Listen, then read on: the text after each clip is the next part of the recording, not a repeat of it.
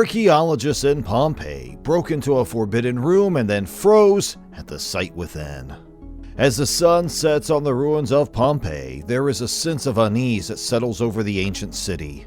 It's as if the ghosts of the past are still present, their stories waiting to be uncovered. And recently, a discovery has been made that has shaken the world of archaeology to its core. In a hidden room, buried for centuries under the volcanic ash, a story has emerged, one that is both heartbreaking and sinister. What secrets does this room hold, and what will they reveal about the people who once lived here? Let's take a deep look into the matter. When you stand inside the remains of Pompeii and listen very, very carefully, you can almost hear the creaking of cartwheels, the commotion of the marketplace, and the echoes of Roman voices. Togas were whitened with sulfur fumes, and animal and human waste flowed down streets whenever it rained heavily. However, on this pleasantly piney day in early spring, Pompeii has that peculiar stillness of a place where calamity has come and gone. There is a hint of mimosa and orange blossom in the salted air until, all of a sudden, the wind rushes down the Vicolo del Balconi, which translates to Alley of the Balconies, stirring up the dust from the past along with it. In the year 79 AD, when Mount Vesuvius began to roar to life after being dormant for over 300 years, the alley was entombed and its balconies were entirely incinerated in the cascades of burning ash and superheated toxic gases known as pyroclastic surges. These surges were responsible for the instantaneous deaths of the population of Pompeii. Only in the past year have archaeologists found and excavated the Vicolo del Balconi. They did it in the section of the site known as Regio 5 that is not yet accessible to the general public. It turned out that the alleyway was surrounded by stately mansions, some of which still had their original balconies and others of which contained amphorae, which are terracotta vessels that were used to store wine, oil, and garum, a condiment derived from fermented fish intestines. The once pungent garum is now essentially odorless, just like nearly all the other odors that were prevalent throughout the classical period in Rome. The Regio 5 dig has already produced skeletons, coins, a wooden bed, a stable harboring the remains of a thoroughbred horse, gorgeously preserved frescoes, murals, and mosaics of mythological figures, and other fascinating artifacts. The Regio 5 dig is a component of the Grande Progetto Pompeii, or the Great Pompeii Project, which is in the basement of a Roman mansion in Pompeii. Archaeologists discovered a room that was likely used by slaves. The claustrophobic chamber, which also served as a storage room, was almost certainly occupied by 3 persons, some of whom were probably linked to one another. The slave room, which is around 172 square feet or 16 square meters in size, is furnished with 3 beds, a chamber pot, many objects made of metal and fabric, and 8 huge jars made of pottery. According to a statement that was issued on November 6 by the Archaeological Park of Pompeii, the archaeologists very recently discovered the room at Civita Giuliana, which is a big via located on the northern outskirts of Pompeii. Recent excavations at the via uncovered a ceremonial chariot and the skeletal remains of 3 horses in the area immediately surrounding the newly constructed room. A piece of a harness that was also discovered among the belongings of the residents, which lends credence to the theory that the slaves who inhabited the room were likely responsible for maintaining the via stables. This is a window into the precarious reality of people who seldom appear in historical sources, Gabriel Zuchtriegel, the Director General at the Archaeological Park of Pompeii, said in a release. Without its assistance, we would have a much more limited understanding of a period of the ancient world that was, despite this fact, of the utmost significance. When Mount Vesuvius erupted in the area in the year 79 AD, it destroyed the town of Pompeii and preserved it under a thick layer of volcanic ash. Along with the rest of Pompeii, the via and the slave room were preserved in time as a result of this event. The researchers were particularly taken aback by how cramped the living quarters of the slaves were. According to the statement made by Zuchtriegel, what is most striking is the cramped and precarious nature of this room, which was something between a dormitory and a storage room. It is possible that the residents of the room stashed the little belongings they had in the enormous chest in the room, as well as under their mattresses. However, the remaining space in the room was taken up by pottery jars that were also known as amphorae. These jars were most likely used to store supplies for the via, as they were the only other items in the area made of ceramic. According to the statement, the sole source of light in the area would have been a small window located on the ceiling, and there is no evidence that any wall decorations were ever present in the space. The bases of the beds are made of rope and covered in blankets. They are constructed out of wooden planks and poles.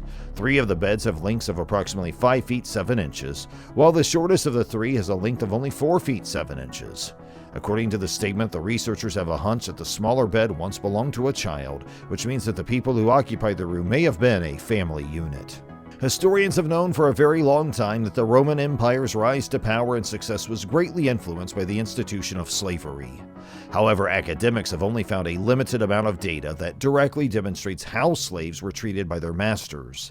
This recent find offers a look into the dynamic that existed between slaves and their owners, which is extremely unusual and unprecedented.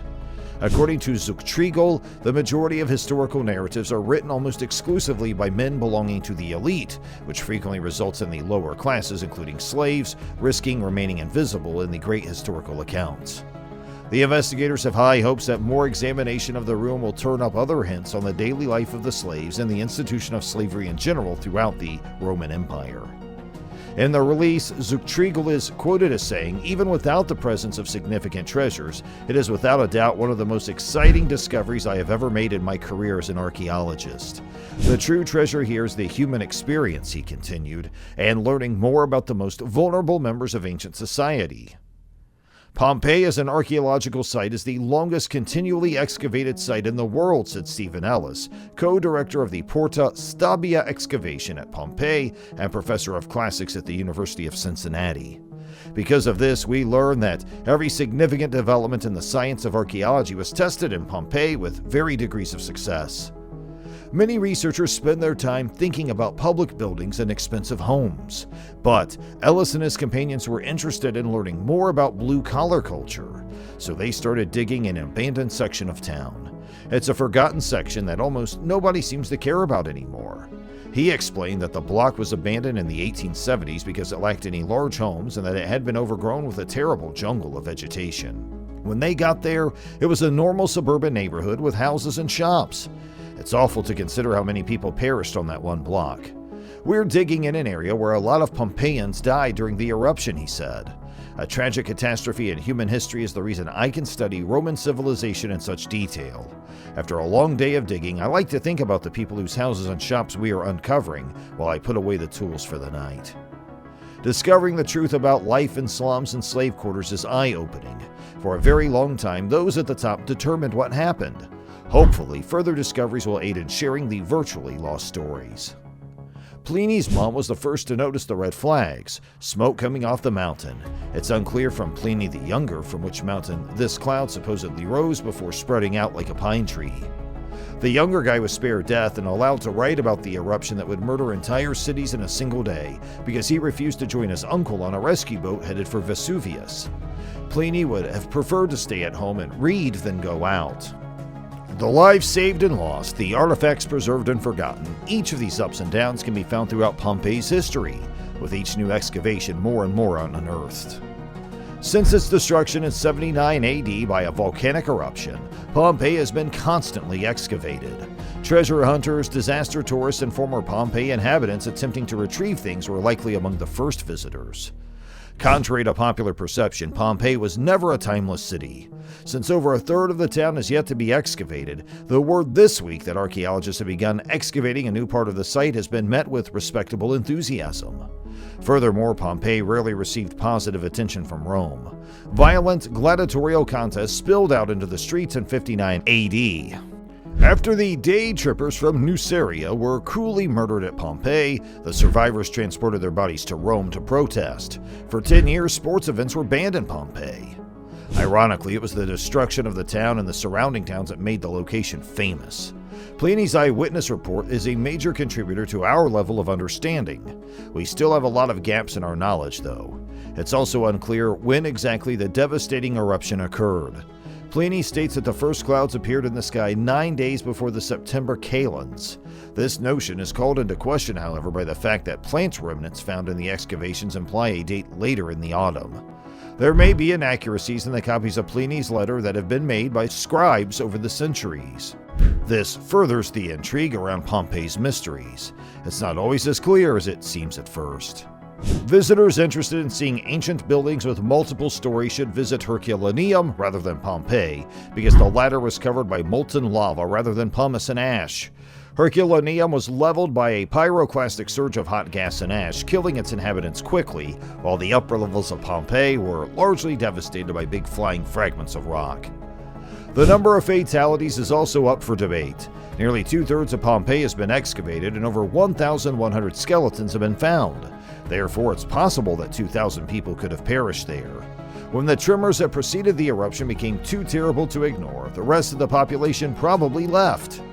There is so much to look forward to discovering over the next few years that it is a bummer to be reminded that the primary goal of these new excavations is to keep the site safe from further harm, rather than to discover incredible frescoes of Greek myths or revelations about first-century snack bars. That's all for the video today, but we'll be right back with more videos soon. Don't forget to give this video a thumbs up and please subscribe to our channel, and thanks for watching.